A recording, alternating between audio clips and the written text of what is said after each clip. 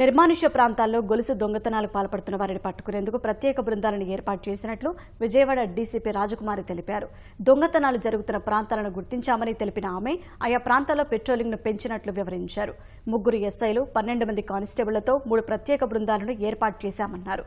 కేవలం నేరాలు జరిగినప్పుడు మాత్రమే కాకుండా ప్రతిరోజు ఈ బృందాలు గస్తీ కాస్తుంటాయని రాజకుమారి చెప్పారు.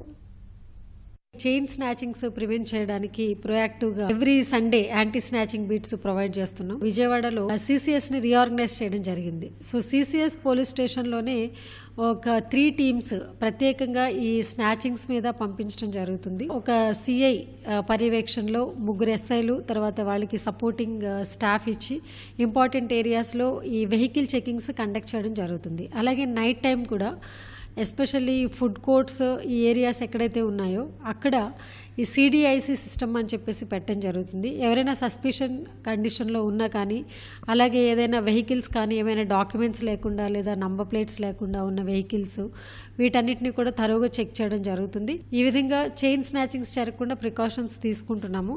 అఫెండర్స్ ఎవరున్నారు అని చెప్పి వాళ్ళని లిస్ట్ అవుట్ చేసి ఎగ్జామిన్ చేస్తున్నాము. యాక్టివిటీస్ మీద కూడా నిఘా ఏర్పాటు చేయడం జరిగింది. చైన్ స్నాచింగ్స్ కానీ ఇలాంటివి జరగకుండా లేడీస్ కూడా ఏదైనా చున్నీ కప్పుకోవడమో లేదా చీర కప్పుకోవడమో ఇట్లాంటివి చేసినట్లయితే కనుక అట్లీస్ట్ ఆ చైన్ అనేది చేతికి రాకుండా ఉంటుంది.